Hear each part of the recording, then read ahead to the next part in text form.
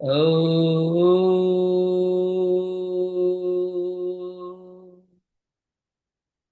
ॐ नमो भगवते वासुदेवाय। ॐ नमो भगवते वासुदेवाय। ॐ नमो भगवते वासुदेवाय। ॐ नमो भगवते वासुदेवाय। ॐ नमो भगवते वासुदेवाय। ॐ नमो भगवते वासुदेवाय। ॐ नमो भगवते वासुदेवाय। वसुदेवसुतं देवं कंसचाणूरमर्दनं देवकी परमानन्दं कृष्णं वन्दे जगद्गुरुं। श्री कृष्ण वन्दे जगद्गुरुं। ओम शांति शांति शांति ही। आइए हम आज के इस कथाक्रम में अपने आगे बढ़ते हैं। आज हम करने जा रहे हैं 4 श्लोक, 22, 23 और 24, 25 श्लोक तक करने वाले हैं। आइए प्रथम अध्याय अर्जुन विषाद योग में प्रवेश करते हैं और भगवत कृपा से समस्त पूरे अध्याय का अब तक जो अध्ययन किया है उसका पूरा उच्चारण साथ साथ करते हैं। आप सबके प्रति गीता का प्रथम अध्याय भगवत प्राप्ति के लिए समर्पित है। श्रीमद् भगवत गीता प्रथमोध्याय गीता परिवार के प्रति कृतज्ञता अर्पित करते हुए हम लोग आगे बढ़ते हैं। ओम श्री परमात्मने नमः। श्रीमद् भगवत गीता अथ प्रथमो अध्यायः। धृतराष्ट्र धर्म क्षेत्रे कुरुक्षेत्रे संवेतायुषवः माम का पांडवाश्चैव किम अकुर्वत संजय है। संजय उवाच है दृष्ट्वा तु पांडवानीकं व्यूढ्यूनं दुर्योधनस्तदा आचार्यम् उपसंगम्य राजा वचनम् अब्रवीत् पश्येतानां पांडुपुत्राणाम् आचार्यं हैतिं च मुम् व्यूढानां तु पुत्रेण तव शिष्येण धीमता अत्र शूरा महेश्वासा भीमार्जुन समायुधि युधानो विराटस्य द्रुपदस्य महारथः दर्शकेतुश्चैकितान् काशीराजस्य वीर्यवान् पुरुजित कुंती भोजस्य सेव्यश्च नरपुंगवः युधा युधामनुष्य विक्रांत उत्तमोजाश्च वीर्यवान् सौभद्रो द्रौपदेयाश्च सर्व एव महारथाः अस्माकं तु विशिष्टाये तन्निबोध द्विजोतम नायिका मम सेनस्य संज्ञार्थं तान् ब्रवीमि ते भवान् भीष्मश्च कर्णस्य कर्पस्य समितञ्जयः अश्वत्थामा विकर्णस्य सौमदत्तिस्तथैव च अन्ये च बहवः सत्सूरा मदर्थे त्यक्तजीविताः नानाशस्त्रप्रहरणाः सर्वे युद्धविशारदाः अपर्याप्तं तदस्माकं बलं भीष्माभिरक्षितम् पर्याप्तं त्विदमेते तेषां बलं भीष्माभिरक्षितम् अयनेषु च सर्वेषु यथा भागम् अवस्थिताः भीष्माभिरक्षन्तु भवन्तः सर्व एव हि तस्य संजनयन् हर्षं क्रुवर्धं पितामहः सिंहनादं विनद उच्चे शंखं दद्मो प्रतापवान् ततः शंखाश्च भैर्यश्च पणवानक गोमुखाः स सेवाभिहन्यन्तः शब्दस्तु मूलो अभवत् ततः श्वेतैर्हयैर्युक्ते महतीशेन्दनो स्थितो माधव पांडवश्च एव दिव्यो संखमो प्रदत्त मतुः। पांचजन्यम ऋषिकेशो देवदत्तं धनंजयः। पौंड्रं दद्मो महाशंकं भीमकर्मा वृकोदरः। अनंत विजयम राजा कुंती पुत्रो युधिष्ठिरः। नकुल सहदेवश्च सुघोषमणि पुष्पकोः। काश्यप परमेश्वास शिखंडी च महारथः। धृष्टद्युम्नो विराटश्च सात्विकिश्च पराजितः। द्रुपदो द्रौपदेयाश्च सर्वस्य पृथ्वीपते। सौभद्रस महाभाव संखादद्मुं पृथक् पृथक्। स घोषोदात राष्ट्राणां हृदयानि वेदार्य। नभस्पर्त्विंचैव तुमलो वेणुनादयन्। अथ व्यवस्थितान् दृष्टाौ धृतराष्ट्रान् कपिध्वजः। पर्वते शस्त्र संपाते धनुरुद्यम्य पांडवः। ऋषिकेशं तदा वाक्यम् इदम् आह महीपते। अर्जुन उवाच सेनयोर्मध्ये रथं स्थाप्य मैं अच्युत। अब आज के श्लोक 4 पढ़ेंगे आज।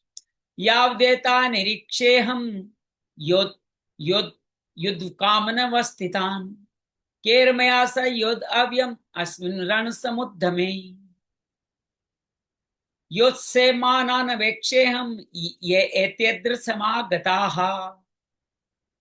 धृतराष्ट्रस्य दुर्बुद्धेर्युद्धे प्रियचिकीर्षवः।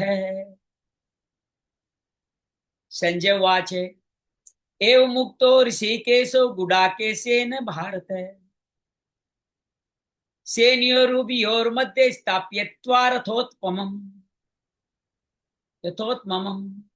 भीष्मद्रोण प्रमुक्तः सर्वेषां च महीक्षिताम्। उवाच पार्थ पश्येतान् संवेतान् कुरु नीतिः। यहाँ तक हमने आज पाठन किया है। इस पाठन के माध्यम से हम आगे बढ़ रहे हैं। आप सबका अभिनंदन करता हूँ, स्वागत करता हूँ। आइए हम साधक संजीवनी के माध्यम से इन्हीं श्लोकों को और अच्छी तरह से गहराई से समझने का प्रयास करते हैं। पवित्र परम ग्रंथ साधक संजीवनी को नमन करते हैं। परम गुरु श्री कृष्ण वंदे जगत गुरु को नमन करते हैं। स्वामी रामदास जी को गुरु रूप में स्वीकार करते हुए नमन करते हैं। आपने पूरी सृष्टि पे अति कृपा करी और आपने एक अद्भुत ग्रंथ हम सब के लिए रचा। आपका ग्रंथ के हजारों संस्करण आएंगे और हर एक व्यक्ति आगे बढ़ेगा। आज हम द्वितीय भाव में प्रवेश कर चुके हैं। अर्जुन के द्वारा सेना निरीक्षण का अनुरोध किया जा चुका है। आगे क्या हुआ उस बारे में आज हम बात करने वाले हैं।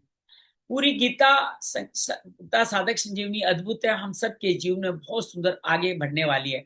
हम सब लोगों गीता के महिमा को जानना चाहिए, गीता के लक्ष्य को जानना चाहिए। गीता जो योग स्वरूपा है उसको जानना चाहिए। 21 जून को योग दिवस आ रहा है। गीता से बढ़िया योग कोई नहीं। साधना की दोनों शैलियों को जानना चाहिए, निरपेक्ष सापेक्ष उन दोनों को जाने, निर्विकार साकार उनको जाने। ये सब कुछ हमें गीता से सहज ही शंकर सहज स्वरूप समारा इस तरह हमें मिल जाने वाला है। टीका के संदर्भ में भगवान श्री रामदास जी महाराज कहते हैं मैंने अनेक भागों में इस टीका को लिखा, तो अब ये संपूर्ण भाग में है। इसमें बहुत सारे संशोधन करके अपडेटेड वर्जन है जो आप देख पा रहे हैं। तो हम स्वामी रामदास जी को नमन करते हैं। गुरुर् ब्रह्मा गुरुर्विष्णु गुरुर्देवो महेश्वर गुरु साक्षात् परम ब्रह्म तस्मै श्री श्री गुरुवे नमः। वसुदेव सुतं देवं कंस चाणूरमर्दनम देवकी परमानंदम कृष्ण वंदे जगद्गुरु। श्री कृष्ण वंदे जगद्गुरु। ओम श्री परमात्मने नमः। ओम पूर्णमिदः पूर्णमिदं पूर्णात् पूर्णं मुदच्यते मत्पूर्णस्य पूर्णमादाय पूर्णमेवावशिष्यते। गणेश जी महाराज को नमन करते हैं। गजाननम भूत गणादि सेवितम कपित जम्बू फल चारु भक्षम उमासुतम शोक विनाशकारकम नमामि विघ्नेश्वराय पांत पाद पंकजम। प्रथम अध्याय से ये कथा शुरू हुई।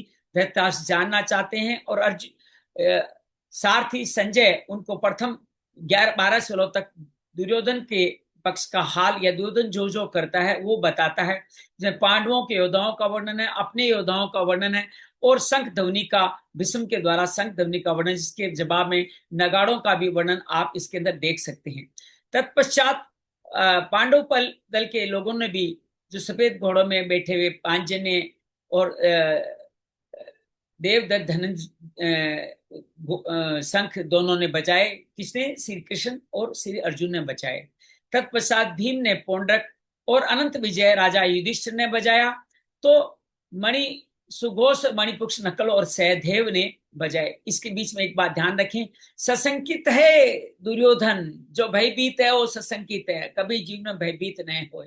उसको अपने सामर्थ्य जो 4 गुना बढ़ा है, 4 अक्षोणी बढ़ा है, उस पर भी भरोसा नहीं, क्योंकि उसका मन में संशय है, भय है। इस कारण से अपने योद्धा की रक्षा करने के लिए भी वो दूसरों को कहता है।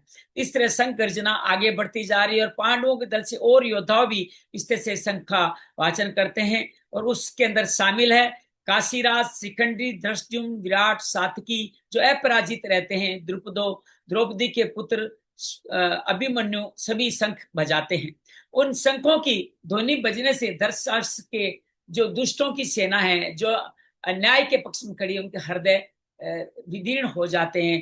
पृथ्वी से आकाश तक बहुत भयंकर ध्वनि उनके द्वारा। याद रखें, पांडव सेनाओं को ऐसा अनुभव नहीं होता है।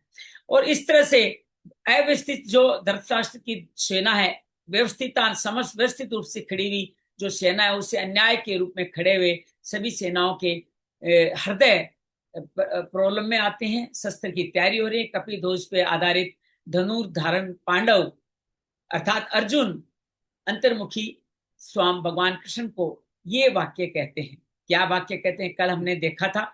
तो ये कहते हैं कि मेरा रथ अब दोनों सेनाओं के मध्य में स्थापित कर दीजिए। उस आगे की कथा हम आज करते हैं। आइए हम सब मिलकर आगे की कथा में प्रवेश करें। यावदेता निरीक्षे हम योद्धु कामान अवस्थितान कैर्मया सयोद्व्यम अस्मिन मरण समुद्र में। तो क्या कहता है? हे अच्युत, दोनों सेनाओं के मध्य में मेरे रथ को खड़ा कीजिए। यावत, यावत कहते हैं जब तक, यावत जगत में, ऐसे जब तक इस जगत में तुम्हारा नाम रहेगा, हमेशा नाम रहेगा, यावत जगत। तो यावत सब बहुत काम आएगा। जब तक अहम में अवस्थितान अर्थात खड़े हुए, या अवस्थितान शब्द का तात्पर्य खड़े हुए, युद्ध कामान युद्ध की इच्छा वाले। किसने युद्ध की इच्छा की? कौरवों ने करी। देख न लू निरीक्षे, इस रण समुद्र में, इस युद्ध रूप में मुझे किन किन लोगों के साथ योद्धव्यम, किन किन लोगों के साथ युद्ध करना योगी। योद्धव्यम अलग है, और आगे कहा गया अस्मिन रण समुद्र में। 3 शब्द है इस लास्ट वाले वर्ड में। योद्धव्यम युद्ध करना योग्य है। उसके बाद अस्मिन इस रण समुद्र में, युद्ध रूप उद्योग में मुझे किसके साथ युद्ध करना है। केरमया पहले ही कह चुके हैं। एक बार फिर याद दिलाता हूं, संस्कृत में गीता में रे और स शब्दों की पूर्णता देने के लिए भी, या शब्द का यूं समझे संयोजन सही बैठाने, राग सही बैठाने में यूज किया जाता है रे और स। बहुत बार जगह रे और स का अर्थ नहीं होता है, जैसे यहाँ केरमया में रे का अर्थ नहीं है। ये बातें आप समझ लें तो अच्छा अनुभव रहेगा। आइए इसकी व्याख्या करते हैं। अच्युत, भगवान कृष्ण का नाम अच्युत है। सेनिरोब योर मुद्दे रथम स्थाप है। दोनों सेनाएं जब युद्ध करने के लिए एक दूसरे के सामने खड़ी थी, वहां इतनी दूरी थी बाण मार सके। 3 बार ये शब्द है, यहां तक अपने बात कर चुके हैं। इस तरह से अर्जुन में सूर्यवीरता थी, कुटुंब योग मोह के कारण युद्ध से उपरती हुई। अंत में उसको गीता का महान उपदेश प्राप्त हुआ। ये भाव किन परिस्थितियों में, वहीं रहकर, जिन जिन परिस्थितियों में स्थित है, वहीं रहकर उस परिस्थिति का उपयोग करके हम निष्काम हो सकते हैं। वहीं से परमात्मा की प्राप्ति हो सकती है। कारण परमात्मा संपूर्ण परिस्थिति एक से रहते हैं। अब आगे का शब्द करते हैं। याव देता निरीक्षम रण समुद्र में, दोनों सेनाओं के बीच रथ कब तक खड़ा करें? जब तक युद्ध की इच्छा के लिए कौरव सेना में आने सेना जितने भी राजा लोग, उन सबको मैं जब तक देख नहीं लूं तब तक आपको रथ को वहीं खड़ा कीजिए। इस युद्ध के उद्योग में मुझे किन किन के साथ युद्ध करना है, उसमें कौन मेरे समान बल वाले हैं, अभी कोई संशय नहीं, कोई विषाद नहीं है। याद रखिएगा, संशय कब जीवन में आता है? अर्जुन की स्थिति में अपने आप को स्थापित करके समझने का प्रयास कीजिए। कौन मेरे से कम बल वाले हैं, अभी तो युद्ध की भावना है, कौन मेरे से अधिक बल वाले हैं, उन सबको मैं जरा देख लूं। सरला गुदीप जी, गीता का स्वागत है। यहाँ योद्ध कामान पद से अर्जुन ये करे, हमने तो संधि की बात सोची थी। याद कीजिए, भगवान श्री कृष्ण संधि का प्रस्ताव लेके कौरवों के पास गए थे। पहले 5 गांव मांगे, फिर उन्होंने सुई की नोक बराबर जमीन मांगी, और जब वो लोग उन पे आक्रमण करने लगे तो अर्जुन ने भगवान कृष्ण ने विराट रूप दिखा, जिससे सब भयभीत होकर उनको नमन करने लगे। तो उन्होंने कहा अब तो रण ही होगा। तो वो मन में युद्ध करने की इच्छा, उनको मैं देखूं कितने बल को लेकर वे युद्ध करने की इच्छा रखते हैं। अगला श्लोक। अब यहाँ भी कई वर्डों को समझना है। योत्समानान एक वर्ड है, अवेक्षे अहम 3 वर्ड से बना हुआ। पहला पैसा वाला योत्समानान युद्ध करने को, अवेक्षे देख लूं, कौन देखेगा, अहम एते अत्र 2 है, ये राजा लोग इस सेना में समागता कमल आए हुए हैं। फिर धृतराष्ट्र से, धृतराष्ट्र का एक भावार्थ हमने कल देखा, अन्याय पूर्वक, अन्याय के पक्ष में रहने वाले। दूसरा धृतराष्ट्र से, धृतराष्ट्र के पुत्र दुर्योधन को भी धृतराष्ट्र से कहा गया है। दुर्बुद्धेर युद्धे, तो ये बड़ा सुंदर, दुर्बुद्धे युद्धे, रे साइलेंट है, दुर्बुद्धे युद्धे अर्थात दुष्ट बुद्धि। दुर्योधन को दुष्ट बुद्धि कहा है उनके पिता के सामने। युद्ध में दुष्ट बुद्धि, युद्ध में प्रिय चिकीर्षव है, अर्थात प्रिय चिकीर्षव, प्रिय करने की इच्छा वाले। किसको प्रिय करते हैं, युद्ध को। तो दोबारा भावार्थ देखें, अब सही संयोजन करते हैं। दुष्ट बुद्धि दुर्योधन का, युद्ध में प्रिय करने की इच्छा वाले, युद्ध में उनका भला करना चाहते हैं। जो ये राजा लोग इस सेना में आए हुए हैं युद्ध करने को, उतावले हुए, योद्ध समानान का तात्पर्य युद्ध करने को उतावले हुए, इन सबको मैं देख लूं। ये बड़ा सुंदर है। दास दुर्बुद्धे युद्धे प्रिय चिकीर्षव, दुर्योधन दुष्ट बुद्धि का अर्जुन ये बताना चाहते हैं। दुर्योधन ने हमारा नाश करने के लिए आज तक कई तरह के षड्यंत्र रचे हैं, अपमानित करने के लिए कई तरह उद्योग है। कल हमने बताया, राक्षागृह में उनको जलाया, धूत कीड़ा में अन्यायपूर्वक हराया, और फिर उनको अज्ञातवास के रूप में दिया, उनकी पत्नी का चीरहरण करने तक की कोशिश की। तो इस प्रकार न्यायपूर्वक आधे राज्य अधिकारी हैं, पर उसको भी हड़पना चाहते। उन्होंने सिर्फ अपना हक मांगा था, जिसपे पहले राजा करते थे, क्योंकि 13 वर्ष का शर्त पूरी करके आ चुके थे। इस इनकी दुष्ट बुद्धि है, यहाँ राजा लोग युद्ध में इसका प्रिय करना चाहते हैं। मित्रों का क्या कर्तव्य, यहाँ बड़ा सुंदर भगवान कहते हैं, गुरु भगवान कहते हैं हमारे दोस्त कैसे हों, और हम अगर किसी दोस्त हैं तो हमारा क्या कर्तव्य ये बताते हैं। हम अपने जिनको हम दोस्त समझते हैं उनको वो ऐसा काम करें, उनको हम ऐसी बात है जिससे उनका मित्र का लोक परलोक दोनों में हित हो। हम केवल इस लोक में हित करने की बातें कहेंगे तो बात नहीं बनेगी।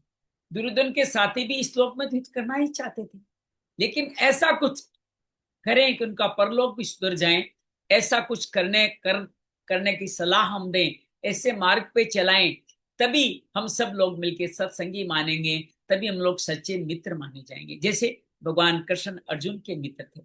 पहले दुर्योधन के दुष्ट बुद्धि के को शुद्ध न करके उल्टे उसको ये दोस्त लोग बढ़ाना चाहते हैं, युद्ध कराकर युद्ध में सहायता, उसका ही पतन करना चाहते हैं। अगर आप उनके इन अनिष्टकारी कार्यों में आप मदद करेंगे, आगे वक्त आएगा अनुमंता, आप अनुमति भी देते हैं, अनुमोदित भी करते हैं, तो उसका तो बुरा होता ही होता है, लेकिन उस बुरे से ज्यादा दोष आपको भी लगता है कि आप अपने मित्र को बुरे कर्म में करने से बचा नहीं सके, आप उनको सलाह नहीं दे सके।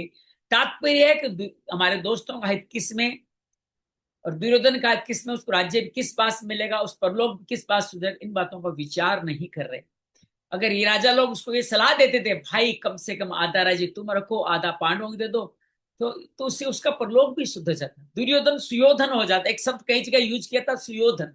एक्चुअल माँ पिता ने नाम इसका सुयोधन रखा था, लेकिन कर्मों के कारण इसका नाम दुर्योधन हो गया। हमारा नाम भी हमारे माता पिता बहुत सुंदर रखते हैं, श्याम, सरला, अंजलि, गुरदीप, बहुत सुंदर रखते हैं, लेकिन हम अगर उसके नाम के अनुसार जीवन नहीं बिताएं, आचरण नहीं करें, तो हमारे नाम के साथ भी दुर लग सकता है, जैसे दुर्योधन के नाम के साथ बन गया। हम ये समागता, इन युद्ध के लिए उतावले होने वालों को जरा देख तो लूं, अर्थात पूरा गुस्से में अभी युद्ध करना चाहता है, अधर्म अन्याय का पक्ष लिया है, वो हमारे सामने टिक नहीं सकेंगे, नष्ट हो जाएंगे, ऐसा भाव है। योत्समानान कहने का तात्पर्य ये भी है, इनके मन में युद्ध की कुछ ज्यादा ही आ रही है ना, आज देखो तो सही ये है कौन। तो अभी तक तो चेतावनी की अवस्था में अर्जुन के ऐसा कहने भगवान ने क्या किया, ये आगे के 2 श्लोक में। ये 2 श्लोक क्यों एक साथ ले रहे हैं, कि यहाँ गुरु भगवान भी इन दोनों को एक साथ ले रहे हैं, क्योंकि उन दोनों का संबंध एक साथ करने से ही समझ में आता है। कल हमने अज्ञानता की थी, हमें कल भी 2 लेते तो आज 3 ही लेने पड़ते, लेकिन आज उसका पूर्ति करते 4 ले रहे हैं। एव मुक्तो ऋषिकेशो गुडाकेशेन भारत स्योनियोरुभयोर्मध्ये स्थाप्यत्वा रथोत्तमम् भीष्मद्रोण प्रमुक्तः सर्वेषां च महीक्षिताम् उवाच पार्थ पश्येतान् संवेतान् कुरुनिति। यहाँ आगे है धृतराष्ट्र पद के 2 अर्थ होते हैं। पहला धृतराष्ट्र के पुत्र अथवा संबंधी, दूसरा अन्यायपूर्वक राष्ट्र को धारण करने वाले। यहाँ धृतराष्ट्र के पुत्र दुर्योधन के लिए धृतराष्ट्रस्य पद आया है, तो इस बात को आप समझिएगा। संजय क्या बोल रहे, हे भारतवंशी, किसको बोलते हैं भारतवंशी राजन? भारत का ही राजा था जिसपे आज धृतराष्ट्र राजा स्थित है। हे भरतवंशी राजन गुडाकेशेन। अब गुडाकेशेन के 2 अर्थ आगे बताए गए, एक तो गुगराले बाल वाले केस, गुडा गुडा मतलब गुगराले। एक गुडा का तात्पर्य होता, गुडाकेशेन का निद्रा पे विजय पाने वाले। अर्जुन में दोनों ही गुण थे, वो आपके न केवल निद्रा पे विजय पा चुका था बल्कि बाल भी उसके गुगराले थे। देखिए अर्जुन का आश्चर्य चित्रण कितना सुंदर किया जा रहा है। एवं इस तरह कहने पर उक्त ऋषिकेश अंतर्यामी भगवान श्री कृष्ण ने क्या किया? उभयों का मतलब है दोनों सैनियों में, सेनाओं के मध्य भाग में कहा स्थापित किया? जानबूझ के भगवान कृष्ण ने जो मुख्य योद्धा जो अर्जुन के संबंधी थे उनके आगे खड़ा किया। अब देखिए यहाँ गुरु महाराज भेद की बात बता रहे हैं कि भगवान कृष्ण स्वयं चाहते थे कि अर्जुन के मन में विषाद उत्पन्न हो, ताकि हम सबके लिए सोचा उन्होंने, हम सबको गीता मिल सके। तो ये बड़ा सुंदर बीच का भावार्थ निकाला, रहस्य आप पढ़िएगा, अच्छी तरह समझिएगा। पितामह भीष्म आचार्य द्रोण के सामने क्यों खड़ा किया? क्यों चाहता था अर्जुन के सामने युद्ध करेगा नहीं, विषाद में आएगा, युद्ध छोड़ देगा तो गीता सुनाने का अवसर मिल जाएगा। तो ये बात को भाव को समझिए, बड़ा आनंद आ जाएगा। तथा सर्वेशाम संपूर्ण राजाओं के सामने रथोत्तम श्रेष्ठत्व को, रथों उनका श्रेष्ठ था ही, अग्नि देवता के द्वारा दिया हुआ, स्थाप्यत्वा खड़ा करके, इति उवाच है इस प्रकार कहा। हे पार्थ, अब यहां देखिए कृष्ण बोल रहे हैं, लेकिन अभी तक हमने कृष्ण उवाच पहले ध्यान नहीं सुना, लेकिन यहां कहा गया है हे पार्थ, पार्थ एतान संवेतान कुरुन पश्ये, अर्थात इकटे कुरु वंशियों को दे। लेकिन ये बात बता कौन है? संजय बता रहा है कि श्री कृष्ण ने कहा। तो गीता में यहाँ श्री कृष्ण उवाच नहीं आया है, लेकिन यथा स्थिति में अगर अनुभव करें तो भगवान श्री कृष्ण का नाम यहाँ आ चुका है। तो गुडा का नाम निद्रा, इसका नाम स्वामी है, जो निद्रा का स्वामी है उसको गुडाकेश कहते हैं। गुगरालित इससे भी एव मुक्त है, जो निद्रा आलस्य सुख का गुलाम नहीं होता, जो विषय भोगों का दास नहीं होता, केवल भगवान का ही दास होता है, उसकी भक्त की बात भगवान सुनते हैं। आप कई बार मन में संशय आएगा कि अर्जुन कैसा भक्त था, भगवान को ऑर्डर देता है कि मेरे रथ को खड़ा करें। हाँ, जो भगवान का दास होता है वो अपने भगवान को भी आदेश दे सकता है। ऐसे बहुत सारे भक्त हैं जिन्होंने भगवान को आदेश दिया, भगवान उनकी सेवा करने के लिए वहीं खड़े रहे।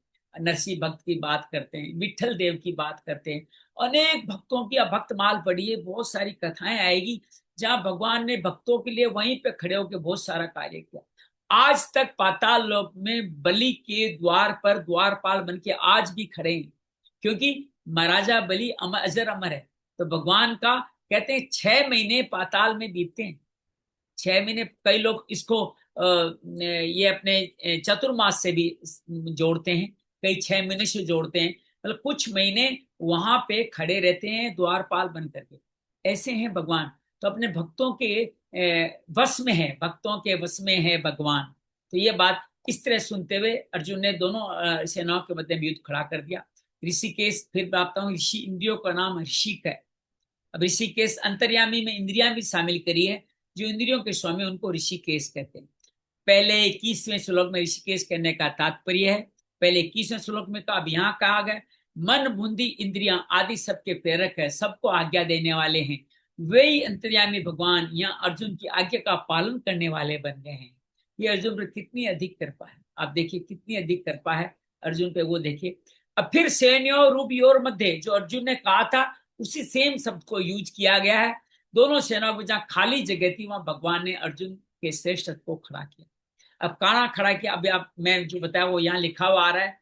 भगवान ने विलक्षण चतुराई से ऐसी जगह खड़ा किया जहाँ अर्जुन को कौटुंबिक संबंध वाले पितामह भीष्म, विद्या के गुरु आचार्य द्रोण, कौरव जो उनके ही भाई बंधु थे, वो सब सामने से दिखाई दी।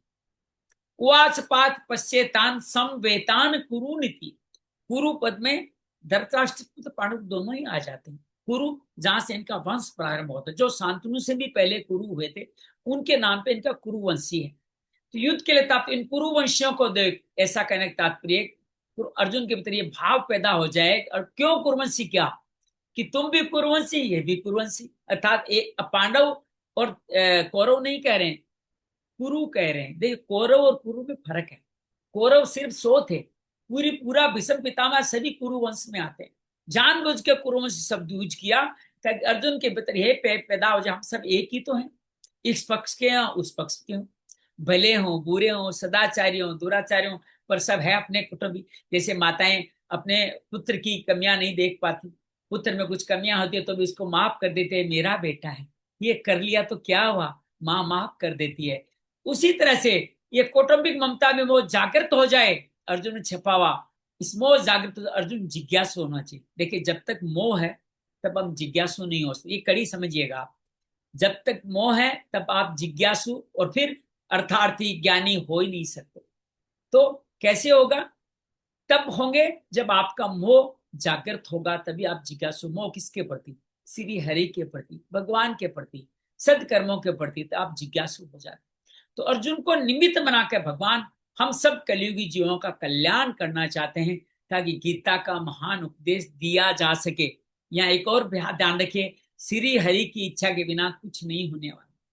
तो क्या अर्जुन का विषाद श्री हरि की इच्छा के बिना हो सकता था? बताइए अंजलि, हो सकता था? सरला बताइए, हो सकता था कि अर्जुन का विषाद श्री हरि के बिना? हो ही नहीं सकता था। ये अर्जुन को आप दोषी मत मानिए कि विषाद में आ गया, काय बन गया, नहीं, ये सब माया श्री हरि की थी, उन्होंने ही उनके अंदर में ऐसा कुछ भाव किया तो ये विषाद उत्पन्न हो। पश्यतान समवेता कुरुन कहा है, नहीं तो भगवान ये कह सकते थे पश्यतान धृतराष्ट्रान समानिति, क्या कहा? कुरुवंश, कुरु में दोनों शामिल हो जाए अर्जुन की, ऐसा कहते तो अर्जुन में जोश आ जाता और युद्ध गीता का प्रागट्य का अवसर ही नहीं आता।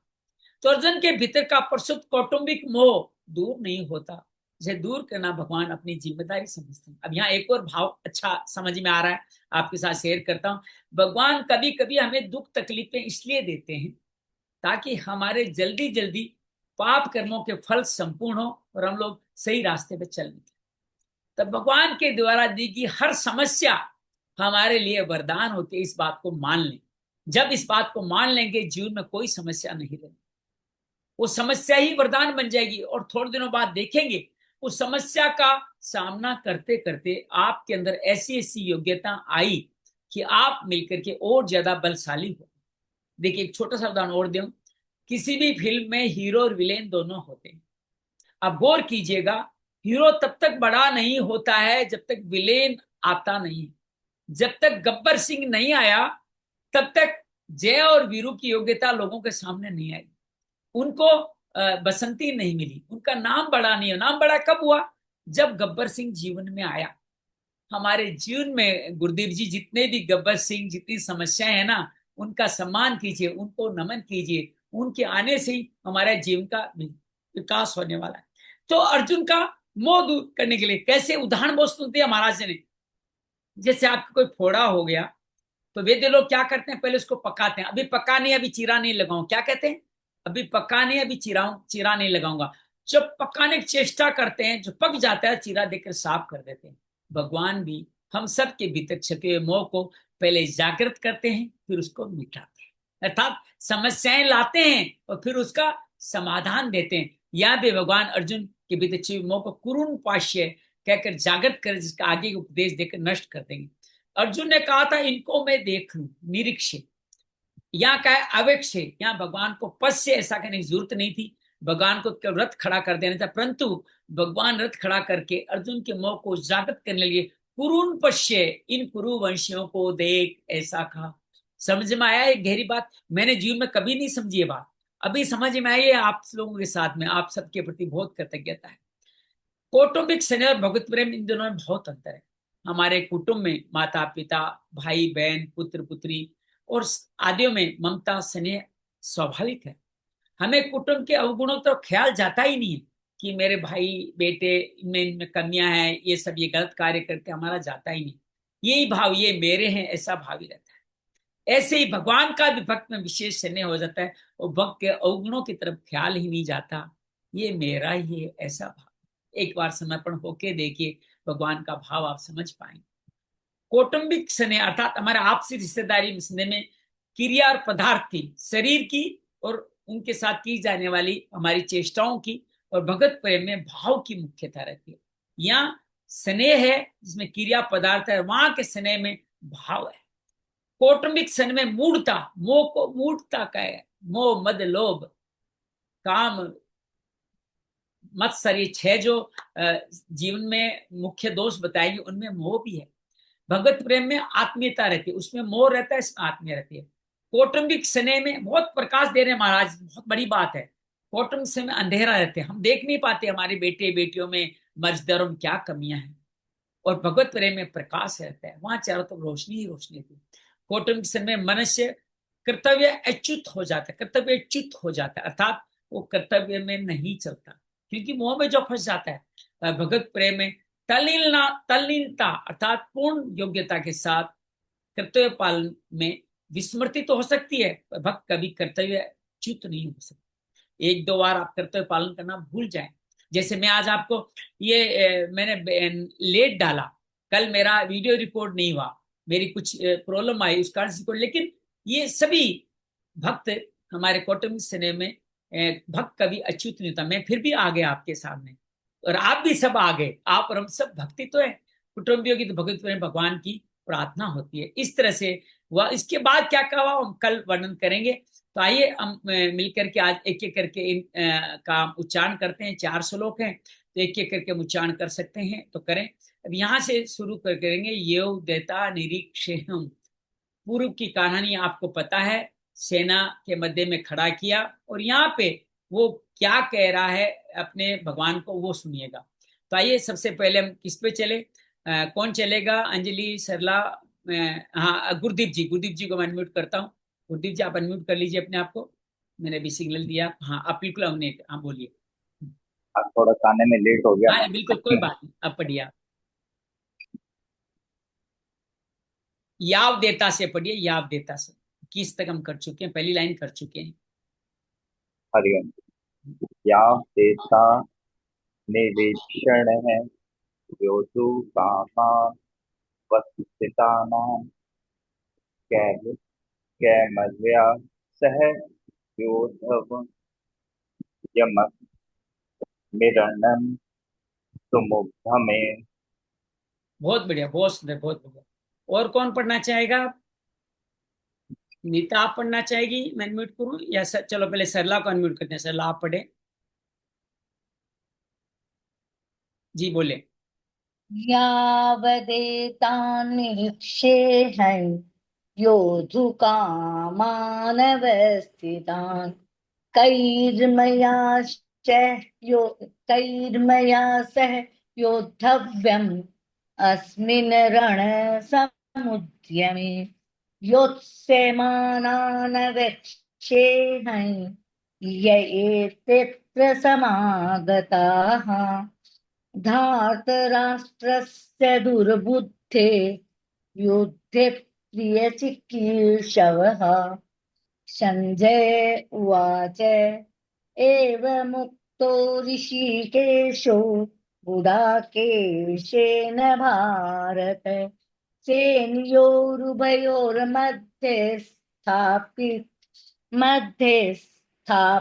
स्थापयित्वा रथोत्तमम् भीष्मद्रोणः प्रमुखतस्तर्वेशैश्च महीक्षिताम् उवाच पार्थ पश्यैतान् समवेतान् कुरूनिति। बहुत बढ़िया। थोड़े कई जगह जल्दी हो गए। सर्वे हाँ शाम च महिक्षिताम, ये होना चाहिए था। और हाँ पश्येतान, पश्येतान समवेतान कुरु नीति, तो इस तरह से हाँ, लिखते हैं तो बड़ा सुंदर होगा। एक कई दो जगह कई जगह हो ही जाता है गलती। जल्दी कर ली, कोई बात नहीं, ये चलेगा। एक और रस्व है और उसमें थोड़ा सा दुर्बुद्धे हो ही युद्धे, जाता है। उसमें भी रे खा गए थे आप। दुर्बुद्धे, कितने दुर्बुद्धे कितने रे का उच्चारण जोड़ने के लिए है। बुद्धेर लेकिन दुर्बुद्धे अर्थ नहीं रह नहीं रहेगा, बोला मैंने। दुर्बुद्धेर युद्धे, यहाँ रह भी अच्छा, आपने छोड़ा था। अच्छा, भूल होगी ठीक ऐसे है। ही प्रिय चिकीर्ष है, यहाँ भी रह है, चिकीर्ष है उसमें, हाँ, चिकित शव बोला था, वो तो बोला चिकित था शव आपने, ही यहाँ बोला पहले था। वाले ने छोड़ा था। चलिए, हाँ, तो हम हो अंजलि सकता के है। पास चलते हैं। अंजलि, आप यहाँ से बोलना शुरू करें, 22 श्लोक से आप बोलना शुरू करें। मैं एवं अनम्यूट करता हूँ मुक्ति। अभी, मैं अनम्यूट करता हूँ, आप भी 1 मिनट रुकिएगा, मैं अनम्यूट करता हूँ। फिर हम नीता के पास भी चलेंगे, नीता आप भी अनम्यूट करके अपने को बताइएगा। फिर हम अंजलि के पास चलते हैं, अंजलि बोले जी। यावदेतान्निरीक्षेऽहं योद्धुकामानवस्थितान् कैर्मया सह योद्धवयम् अस्मिन् रणसमुद्यमे योत्स्यमानानवेक्षेऽहं य एतेऽत्र समागताः धार्तराष्ट्रस्य दुर्बुद्धे युद्धे प्रियचिकीर्षवः। संजय उवाच एवमुक्तो हृषीकेशो गुडाकेशेन भारत सेनयोरुभयोर्मध्ये स्थापयित्वा रथोत्तमम् प्रमुखतः सर्वेषां च महीक्षिताम् उवाच पार्थ पश्यैतान् समवेतान् कुरुति नीति। बहुत सुंदर, बहुत बहुत अति, कोई उंगली नहीं उठा सकता, ऐसा वाचन किया। बहुत बहुत स्वागत है आपका। नीता, अब आपसे अनुरोध करूंगा, आप भी पढ़ें, आप भी अच्छा पढ़ती हैं, पढ़ें आप। हरिओम।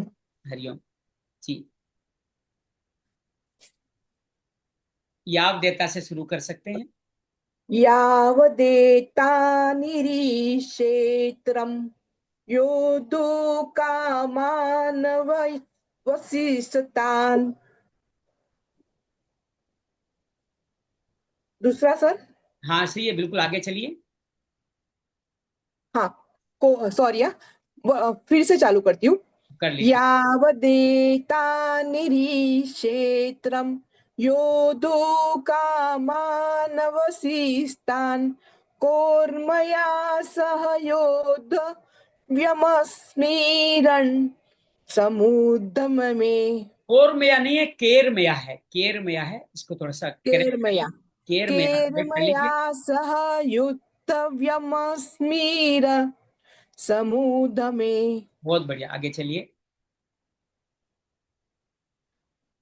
यो तत्स्यमानानवेक्षेत्रम् य एतेऽत्र समागता धातराष्ट्रस्य दुर्बुद्धे युद्धे प्रियचिकीर्षवः। बहुत बढ़िया, बहुत बढ़िया। आप चाहें तो 2 श्लोक और पढ़ सकते हैं। काका, मुझे अभी कहीं जाना है, इसलिए मैं क्लास अभी थोड़ी हाँ चलिए कर रही चलिए, हूँ। बहुत बढ़िया। आप चाहें तो भावार्थ पढ़ लीजिए, सरला, आप भावार्थ करना चाहे तो करके चले जाएं। अच्छा, ओके। जी जी जी। या अर्जुन ने कहा था कृष्ण भगवान को कि अच्युत, आप दोनों सेनाओं के बीच में मेरा रथ खड़ा कर दीजिए। मैं यहाँ देख लूं कि मेरे इस युद्ध की इच्छा वाले जो युद्ध करना चाहते हैं, उन इच्छा वालों को देख लूं कि मेरे साथ मुझे किसके किसके साथ युद्ध करना है। बहुत बढ़िया। तो मुझे किस किस के साथ, तो अर्जुन अर्जुन ये कहता है कि इस युद्ध में उतावले होने वाले उतावले होने वाले को लोगों युद्ध करने की जो इच्छा करने वाले हैं, उतावले हुए हैं, उनको मैं देखूं। इन्होंने अधर्म और अन्याय का पक्ष लिया है। यहाँ वे राजा लोग, युद्ध में प्रिय करने की इच्छा वाले जो ये राजा लोग हैं, वो जो दुर्योधन के साथ है, उनको मैं देखने की इच्छा रखता हूँ। तब संजय बोलता है कि हे राजन, संजय, हे वटवर्षी राजन, निंद्रा विजयी अर्जुन के द्वारा इस प्रकार कहने पर भगवान श्री कृष्ण ने दोनों सेनाओं के बीच में रथ को खड़ा कर दिया और अर्जुन को कहा कि इन कौरवों को, अन्य राजाओं को, भीष्म पितामह को, द्रोणाचार्य को, सब राजाओं को आप देखो, इन इकट्ठे हुए कुरुवंशियों को देखो, युद्ध के लिए इन कुरुवंशियों को देखकर ऐसे भगवान ने इसलिए कहा था कि इन कुरुवंशियों को देखकर अर्जुन के भीतर छिपा हुआ जो कौटुंबिक ममता युक्त मोह है वो जागृत करना था उनको। मोह जागृत होने से अर्जुन जिज्ञासु हो जाएगा, और अर्जुन के द्वारा निमित्त भावी मनुष्य का विनाश करने के लिए भी उन्होंने गीता का उपदेश दिया था। बहुत बढ़िया, बहुत सुंदर, बहुत। तीन चार रहस्य छुपे हुए हैं, आपने एक दो रहस्यों हाँ। को यहाँ प्रकट भी किया है। तीन चार रहस्य बहुत अद्भुत छुपे हुए हैं इस पूरे इन कथाओं में, तो बहुत अद्भुत है। गुरदीप जी, आप थोड़ा प्रयास करें, जैसा भी करें आप प्रयास करें। मेरा लास्ट श्लोक बाकी है सर। संजय उवाच। हाँ जी जी, वो बोल लीजिए, आप बोल लीजिए, आप पढ़ लीजिए, पढ़ लीजिए, पहले आप पढ़ लीजिए, संजय वाच पढ़ लीजिए। जी जी, रीता पढ़े। संजय उवाच एवमुक्तो ऋषिकेशो गुडाकेशेन भारत सेनयोरुभयो मध्ये स्थापयित्वा रथो मम भीष्मद्रोण प्रमुखत सर्वेषां च महिषिताम् उवाच पार्थ पश्यन् उवाच पार्थ पश्यतान् समवेतान् कुरुनीति। बहुत बढ़िया, एक आधी थोड़ी अभ्यास से और सुधर जाएगा। आप इसका भावार्थ भी बता ही दीजिए, आप अभी अनम्यूट है, आप ही बता हाँ दीजिए। जी। जी जी। हाँ तो पहले श्लोक में श्लोक स्क्रीन पे दिख नहीं रहा श्लोक। नहीं है मैडम जी, है 82। हाँ या उदेता नीरि हाँ क्षेत्रम। ये। तो उसमें अर्जुन श्री कृष्ण को हे अच्युत करके संबोधन करते और बोलते हैं कि मुझे मेरा रथ जो है वो दोनों सेना के बीच में ले जाओ ताकि मैं देख सकूं कि मेरे साथ कौन कौन लड़ने वाला है, कौन कौन युद्ध करने वाला है, और कौन मेरे समान बलवान है, कौन मेरे से कम बलवान है और मेरे से कौन ज्यादा बलवान है। तो मैं अच्छी तरह से निरीक्षण करना चाह रहा हूँ। तो तभी श्री कृष्ण ने उनका रथ दोनों सेना के बीच में ले जाते और उनको बताते हैं कि अर्जुन देखो, कुंती पुत्र अर्जुन देखो, ये जो है सामने खड़े हैं वो कौरव वंशी है, हम्म, कुरुवंशी है, सॉरी कुरुवंशी है, हम्म, कुरुवंशी है। और जो है वो दुर्योधन के हित में, ये सामने जो कुरुवंशी है वो दुर्योधन के हित में लड़ने वाले हैं। हम्म। हरिओम। हाँ बहुत बढ़िया, बहुत सुंदर, बहुत बढ़िया। चलिए गुरुदीप जी, आप पढ़ें, आप इसका सार समझा दीजिए। जी हरिओम। जी। मैं तो श्लोक 22 का भावार्थ बताऊं, क्योंकि हाँ श्लोक 22वां हम लोगों ने जी, पढ़िए, बताइए, 22वां को बता दीजिए। हरिओम। यहाँ पर अर्जुन श्री कृष्ण को एक अच्युत अच्युतो नाम से संबोधित करते हुए कहते हैं कि मेरे को आप दोनों सेनाओं के बीच में ले चलें, मध्य में मेरे रथ को ले चलें और खड़ा कर दिए, तब तक कि मैं देख सकूं कि इसमें इस युद्ध में उतावले हुए वे कौन कौन हमारे अ, ब- जो युद्ध रूप में किन किसके साथ हमारे को युद्ध करना है।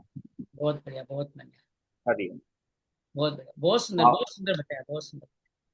श्लोक 23 में हम्म, दुर्बुद्धि वाले दुर्योधन के युद्ध में उनके प्रियजन किन किन इच्छा रखने वाले हैं कि जो उनकी तरफ से युद्ध करने वाले हैं, ये राज लोग इन सेना में आए हुए हैं युद्ध करने के लिए, इतने उतावले हैं कि सबको मैं देख लूंगा, कि हम हम्म, देख लेंगे। बहुत बढ़िया। अरे, उसके बाद संजय क्या कहते हैं? संजय वाचक संजय बोल रहे हैं, हे भारत वंश राजन, जो कि धृतराष्ट्र से बोल रहे हैं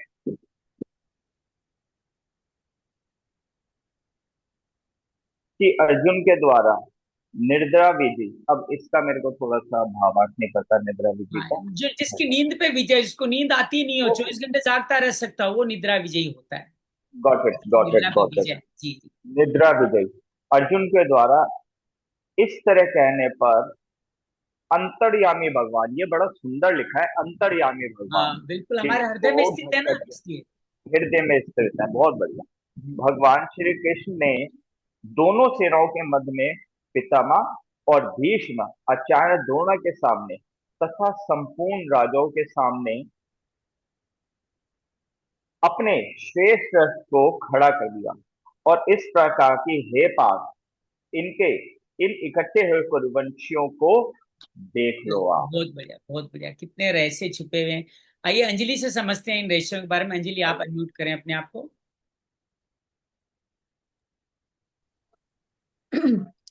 इससे पहले के श्लोक में कल हमने पढ़ा था कि अर्जुन ने श्री कृष्ण से अनुरोध किया कि उनको उनका रथ वहां पर सेना के बीच में लाके खड़ा कर दिया जाए, खड़ा कर दें, जिससे कि वो सबको देख सकें। तो आज हमने पढ़ा कि अम, अम, तो रथ को वहीं खड़ा रखने का संकेत करके सबको देखने की इच्छा प्रकट की अर्जुन ने। और यावत यानी कि जब तक मैं युद्ध क्षेत्र में डटे हुए युद्ध के अभिलाषी इन विपक्षी योद्धाओं को भली प्रकार देख लूं, यानी कि वो निरीक्षण करना चाहते थे कि मेरे को जितने जो भी योद्धा हैं उनको मैं अच्छी तरह से देख लूं। और रण समुद्य में मतलब युद्ध रूपी जो यही व्यापार है, उद्यम उद्योग कह उद्यम लीजिए, व्यापार कह लीजिए, बिल्कुल ठीक है। उद्योग, हाँ। तो मुझे किन किन के साथ में युद्ध करना है, कौन मेरे किसके साथ में मैं योग्य हूँ युद्ध करने के लिए, तब तक इस रथ को वहीं खड़ा रहने दें। बहुत बढ़िया। तो और आगे बोलते हैं दुर्बुद्धि दुर्योधार्थ राष्ट्रस्य। ये जो दुर्बुद्धि दुर्योधन का नहीं, दुर्बुद्धि दुर्योधन का युद्ध में हित चाहने वाले जो जो ये राजा लोग इस सेना में आए हैं, इन युद्ध करने वालों को भी मैं देखना चाहूंगा। बहुत बढ़िया। अवेक्ष्य यानी कि उनको भी देखूंगा। हम्म, रथ को दोनों सेनाओं के बीच में खड़ा करके श्री कृष्ण युद्ध के लिए एकत्र सब वीरों को देखने के लिए अर्जुन से कहते हैं। तो संजय उवाच उवाच उसमें संजय बोलते हैं कि हे धृतराष्ट्र, भारत भारत शब्द धृतराष्ट्र के लिए प्रयोग किया गया है। उसमें कहते हैं कि हे धृतराष्ट्र, अर्जुन द्वारा इस प्रकार कहे श्री कृष्ण ने दोनों सेनाओं के बीच में भीष्म और मुख्यतः भीष्म द्रोण प्रमुखतः मुख्यतः भीष्म और द्रोणाचार्य के सामने और सर्वेशाम यानी कि संपूर्ण संपूर्ण राजाओं के सामने उत्तम रथ को खड़ा करके रथोत्तमा रथोत्तमम उत्तम रथ को खड़ा करके इस प्रकार कहा कि हे पार्थ, युद्ध के लिए समवेतान जुटे हुए इन कौरवों को देख लो बहुत भली बढ़िया, प्रकार।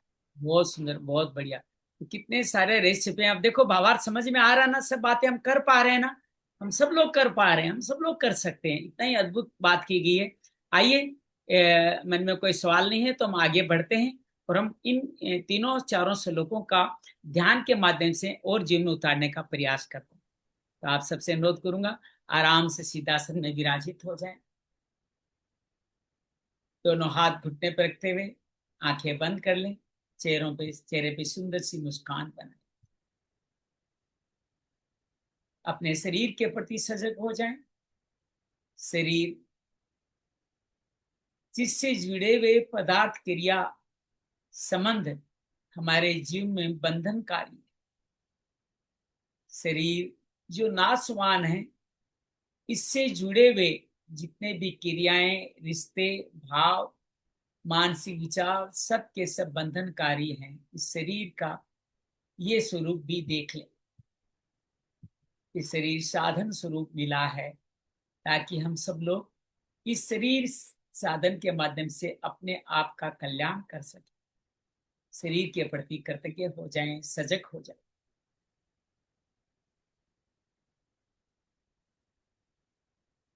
जीवन में हमारे जो कुछ भी घटता है, अपने जीवन की सभी घटनाओं को याद करें। जब हमारी योग्यता से ज्यादा भी हमें प्रशंसा, तारीफ, सफलता, सिद्धि मिली थी, उन पलों को याद करें।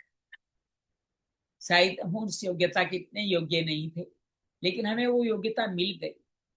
किसी कक्षा में प्रथम आना, किसी व्यवसाय में सहजता से सफल हो जाना, किसी रिश्तेदार का मिलना, दोस्त का मिलना, ये सब के सब हमारे जीवन में हमारी बिना योग्यता भी मिले हैं।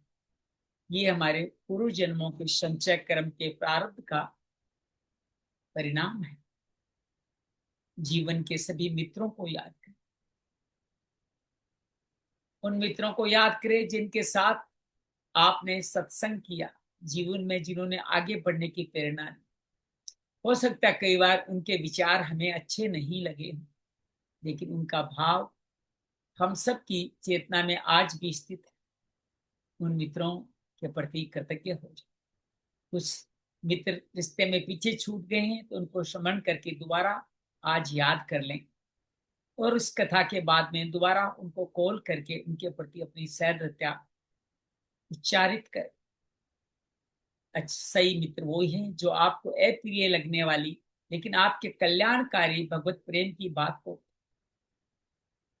हमने भी अपने मित्रों के प्रति क्या क्या रोल अदा किया है उनको याद करें, उनको कल्याणकारी मार्ग पे लगाया है, या उनको कोई ऐसी आदत में जोड़ दिया है उनका जिससे उनका अनिष्ट हो जाए, तो उनसे क्षमा मांग लें और इसके तत्पश्चात खोल करके उनको बताएं कि मैंने शायद वो गलत कहा था, आप ये नहीं ये करें तो उचित हो।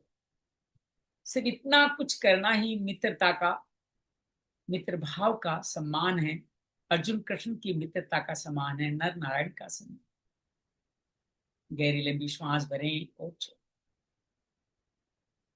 हमारे जीवन में जितनी भी समस्याएं आती है, दुख दर्द तकलीफें आती, हम अक्सर भगवान को कहते हैं ये तुमने क्यों दिया है, मुझे ही ये सब कुछ क्यों दे रहे हो। भगवान के मंतव्य को नहीं समझे। परमपिता ईश्वर हमारा कल्याण करना चाहते हैं, इससे हमें बार बार समृद्ध करने के लिए ऐसी समस्याओं में डालते हैं।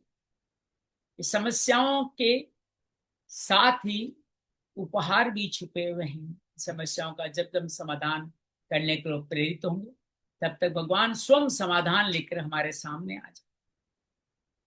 तो भगवान हमारे कल्याण के लिए समस्याएं पैदा, भगवान के प्रति कृतज्ञता का भाव स्थापित कर हमारे जीवन में हमारे सभी सगे संबंधी जो हमारे पक्ष में है या विपक्ष में है, सब के सब हमारे अपने हैं। वो भी अपना रोल अदा कर उनके प्रति कृतज्ञता का, सम्मान का भाव कभी नहीं छोड़े। याद करें उन रिश्तेदारों को जो किसी कारणवश हमसे दूर हो गए।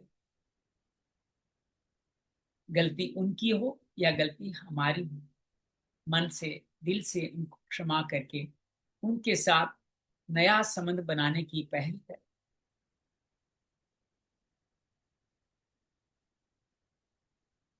भगवान कुछ करते नहीं हैं, कुछ कराते हैं। हम सबको प्रेरित करते हैं कि हम सब मिलकर के अपने जीवन का कल्याण कर सकें। भगवत चरणों में समर्पण करते हुए नमन करें, भगवत चरणों को स्मरण करें। योगेशं सच्चिदानंदं वासुदेव रज प्रियं धर्म संस्थापकं वीरं कृष्णं वंदे जगद्गुरुं। श्री कृष्ण वंदे जगद्गुरुं। ओम शांति शांति शांति। मुस्कुराते हुए हर कष्ट समस्याओं को ईश्वर का प्रसाद मानते हुए, ईश्वर प्रेरणा से समाधान हमें और समृद्ध करेगा, इस भाव को ध्यान में रखते हुए हर मित्र के प्रति कल्याणकारी भावों को रखते हुए धीरे धीरे मुस्कुराते हुए अपनी आंखें खोल सकते। ये था हमारा ये सारे बात लगभग हमने 7-8 मिनट में आपके सामने 3 रहस्य की बात रखी। मित्र कौन होता है और भगवान हमें समस्याएं क्यों देते? क्योंकि हमारा वो कल्याण चाहते, हम जिज्ञासु बने, आगे बढ़े, इसका कल्याण चाहते। और अर्जुन के प्रति भी मेरे मन में जो द्वेष भाव था आज खत्म हो गया। मैं अर्जुन को मैं अपने आप को महान और अर्जुन को तुच्छ समझता था कि अर्जुन कैसा है, छोटी मोटी बातों से भगवान कृष्ण करे तो भी विषाद में आ गया। अरे ये तो भगवान की माया थी, अर्जुन ने कुछ नहीं किया, वो तो युद्ध लड़ना चाहता था, इसीलिए अंदर गया था। अचानक जादू किया भगवान ने, जानबूझ के उस जगह खड़ा किया, कुरुवंश का नाम लिया और उसका मोह जान। तो भगवान पहले हमारे मोह जगाते हैं, जैसे फोड़े की बात की, जगाते हैं, पकाते हैं और फिर उसका समाधान करते हैं। ये भाव रखना भक्ति का पोस्ट। भक्तियों की बातें आगे बहुत आएगी, लेकिन महाराज से भी बड़े कृपालु है, ये छोटी छोटी बातें हमें बीच में कहते हैं। कैसा लगा आज का दिन आपको? बढ़िया लगा? नीता, अंजलि, गुरदीप, अंजलि तो कुछ काम था फिर भी आई, अच्छा लगा, बढ़िया था। बहुत बढ़िया सर। हाँ, आज मेरा सवेरे काम पूरा नहीं हुआ, थोड़ा सा रहता था, फिर वो पूरा करके फिर बैठे। बहुत बढ़िया, बस इसी तरह आप पधारे, आए। देखिए जो आए हैं वो नित्य आ रहे हैं, उनको बड़ा अच्छा लगता है। आज रश्मि भी आई है, रश्मि का भी अभिनंदन है, स्वागत है। मैं वीडियो भेजूंगा, उनको आप देखिएगा, उनके साथ समझिएगा। हमारा समय अभी पूर्ण हो रहा है, तो हम यहीं पे विदा लेंगे और आप सबसे अनुरोध करते हैं गीता का पठन पाठन जीवन में हटाएं, बच्चों के साथ पढ़ें, बच्चों को पढ़ाएं तो जीवन का बहुत बड़ा कल्याण हम सबके जीवन में होने वाला है। तो आप सबका बहुत सारा अभिवादन करता हूँ, बहुत सारा स्वागत करता हूँ। कल ठीक 9 बजे हम फिर मिलने वाले हैं। आप सबका मंगल हो, ऐसी कामना भगवत से जरूर करते। मंगल हो, जय। मंगल हो, मंगल। चलिए, आज मेरी रिकॉर्डिंग हुई है तो मैं रिकॉर्डिंग आपको भेज दूंगा।